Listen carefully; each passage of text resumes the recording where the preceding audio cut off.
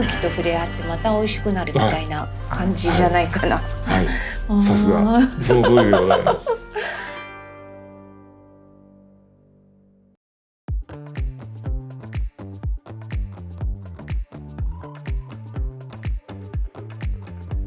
Today we are in Saiki City Yeah. in Oita Prefecture. Look at this beautiful nature. Brewery today, Kura today we are visiting at is Ochi Shuzo. Ochi Shuzo, one of the southernmost brewery in Japan, Nabe-san. That's interesting how they make it in this warm weather, right? So much history, yet very new brewery. We're going to find out All right, a lot of things. let's go check it out. Let's sip it. Let's sip it. Sip it good.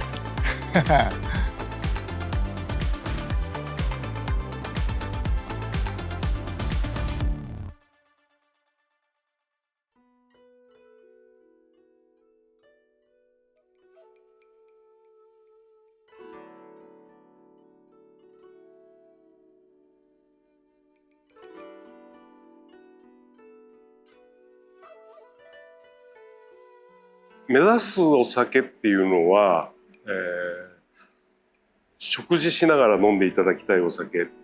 ワインがやっぱり食事と合うのはある程度酸っていうのがあって、酸のおかげで、食事と合わせやすいということで、私どもは少し酸のあるやっぱり、日本酒、酸があり味わいがあるっていうお酒を目指してはおるんですけど、すごくここ環境が良くてですね、蔵の隣には滝が流れて、その隣に神社があって、すごくその神社が今すごいパワースポットだということでね。で実を言うと大分の南の方って石灰土壌が多くてほぼ硬水なんですよね。で水道をひねれば硬水しか出ない地域なんですけど、ちょうど私ども井戸掘ったのがその神様の正面のところでして、正面のその井戸だけはなぜか軟水が出るんですよ。もうその軟水出た時点でもうその水で作ろうって決めたんですけど、その水が、私も数箇所で作ってますけど、水やっぱり最高にいいんじゃないかなと思ってますし、そういう環境とか、あと私ども4人5人ぐらいでやってるんですよね。まだまだちっちゃい蔵なんで、そこでみんなで、楽しくやれればなとは思ってます。はい。弊社の花恵みは基本的に食中酒を目指しています。これもさっき言った通り自分らが美味しいと思える、ここの佐伯っていうところは食材が非常に豊富で、特に魚介類っていうのは魚種がなんか日本で一番多いらしくて、であと、山に行けばジビエも非常に美味しい、作物も大変、美味しい、そういう、食材が豊富な地域です。で料理も非常に美味しいです。じゃあ料理に合わせられるお酒を目指そうよと、魚料理あたりに合わせやすいように作ってます。だから特別香りは出さないようにしてます。そうですね。絞ってこれで、半年ですね。半年ぐらいが半年ぐらいから美味しくなりますね。であと1年ぐらいまでは大丈夫だと思います。だから海鮮して置いといても結構空気と触れ合ってまた美味しくなるみたいな感じじゃないかな。はい、さすがその通りでございます。やはりある程度ね、空気に触れて酸化して、ちょうど飲み頃になるのかなと思います。その変化を楽しむのも楽しいですよね。はい、その開けてからどんな風な味の変化があるかなっていうのが楽しめる。開けるたんびに味が違う。そうですね、はい、そこがまた日本酒の面白いところかなっていう。日本人の場合、そういったハードリカーっていうのはあまり得意じゃないと思うんですよね。でそんな中で、ああいったブランデーの香りに近いものがこれには15% のアルコールで日本人にとって飲みやすいアルコール濃度で表現している。見た目はウイスキーのようでそこまで度数は高くないんですね。でも香り味わいはウイスキーのように、アフターで楽しめるスモーキーな感触があります。ホーロータンクで、30年寝かせてますので、樽の色ではないです。いいですね。見た目ウイスキーですね。色とこのですね。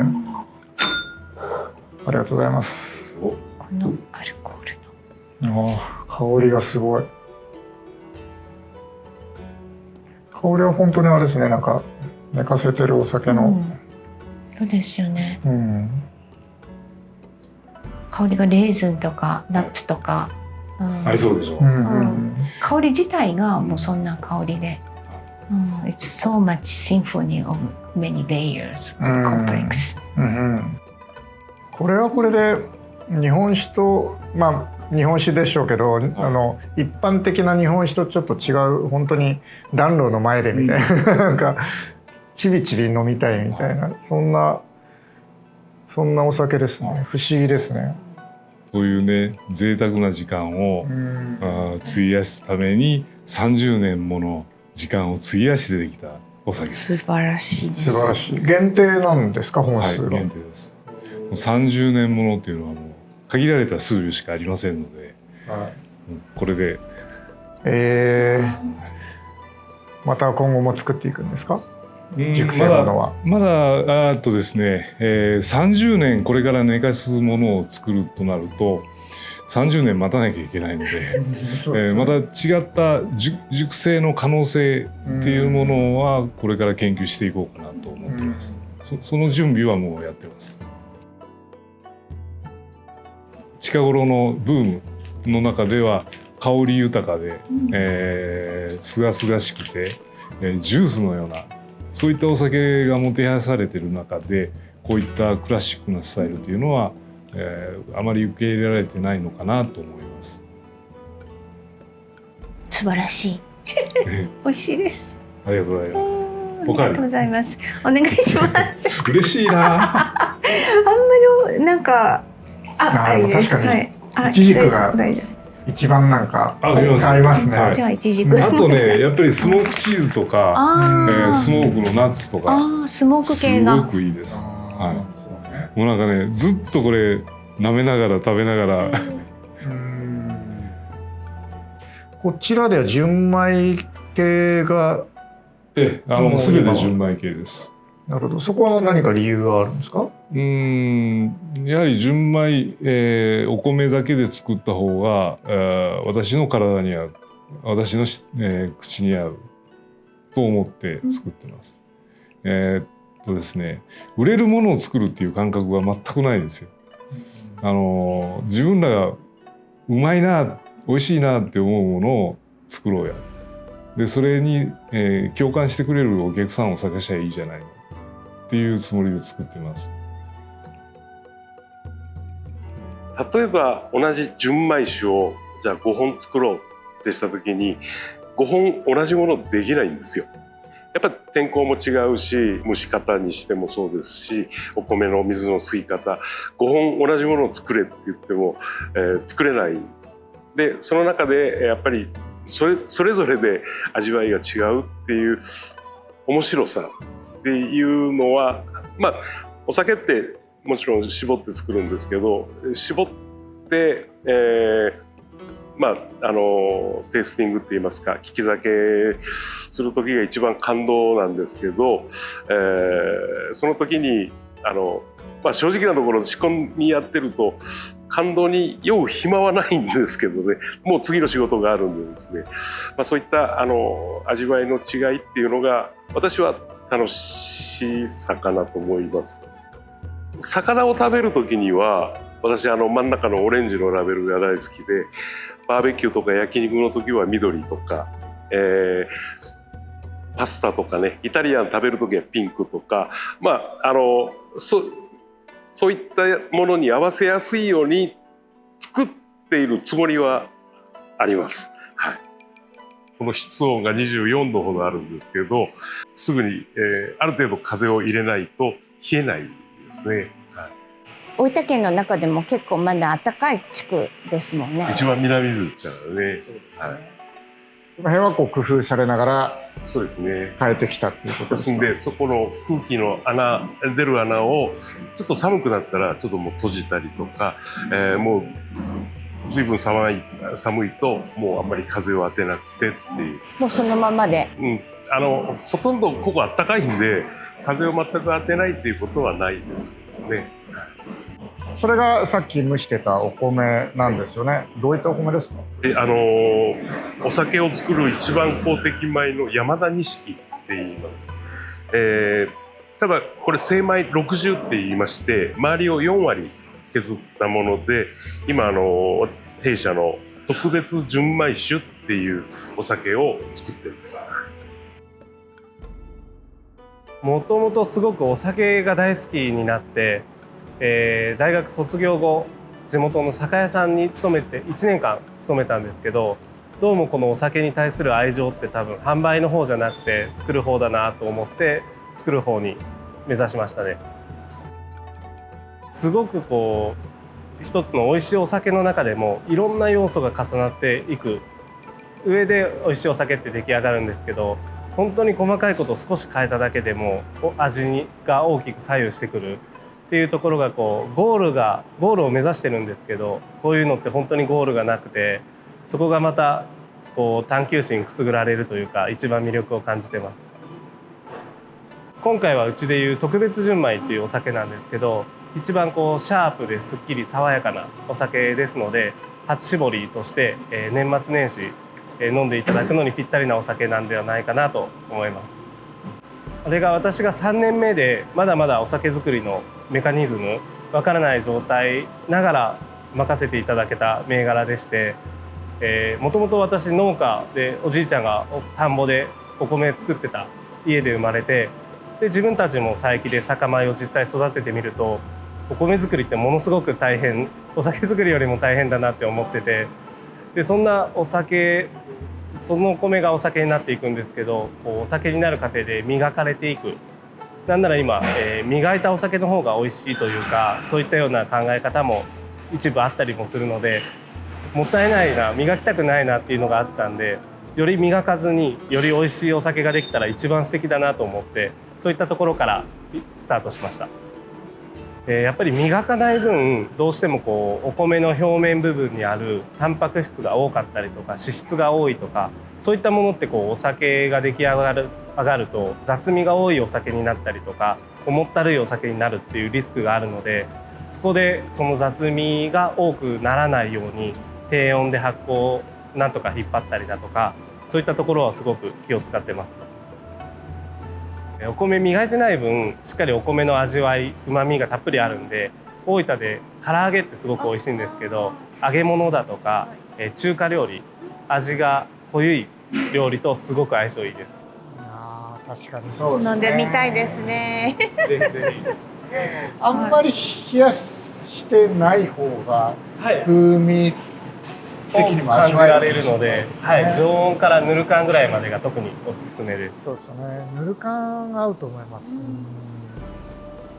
佐伯感、大分感を出せると面白いなと思ってて、もっとより、地元の良さをお酒を通じて発信できたりとか、そういった思いがお酒に乗るような、そんなお酒をもっともっと作っていければなっていうのは思ってます。今でも修行中と思ってて、思いとしては死ぬまでにガッツポーズ取れるようなお酒っていうのは目指してるんですけど、おそらくできないのかな。どんなお酒ができても、満足はしないんじゃないかなとは常々思ってます。で、普段今でも、よしっていうか、本当に心から納得っていうのはまだできてないかもしれないですね。いろんな表情をしてくれる。自分の体調、それとその時の気分で、そのお酒、みんなの飲むたんびに味が違う。この違いを楽しむのが非常に楽しいんです。じゃあそれを自分で作ったらどうなんだでやってみるとなんかいい表情もあるけど嫌な表情もあるなとかいろんな表情がある。それをまた自分なりにいろいろチャレンジしながら対応し作っていくっていうのが非常に奥が深く面白いです。Sip of Japan. So, Kaori-san, how was Kura? Yeah.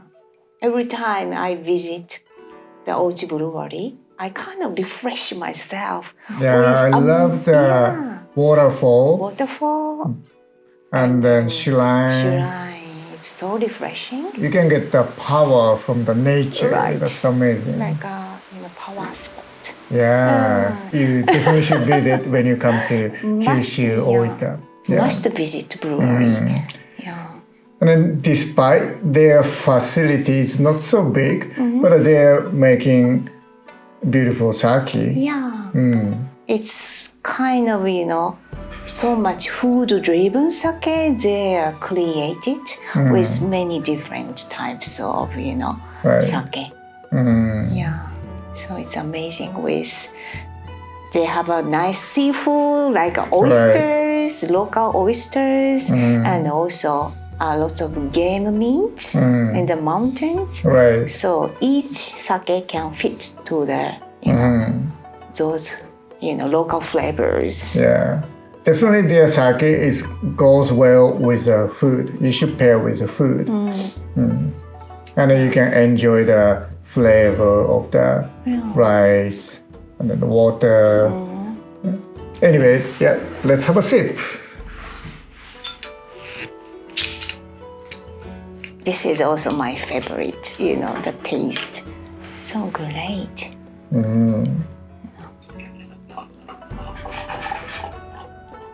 So the color is so natural without filtering. Love the sound. Yeah. So Yeah, nice color. yeah. Okay, let's have a sip. Let's have a Kanpai. kanpai.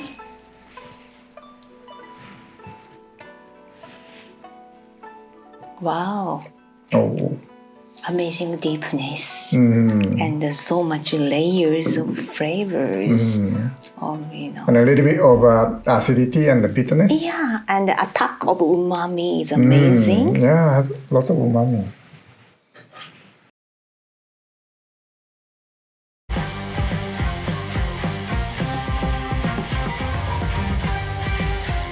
So this one is cherry blossom, right? I always like drink traditional basa.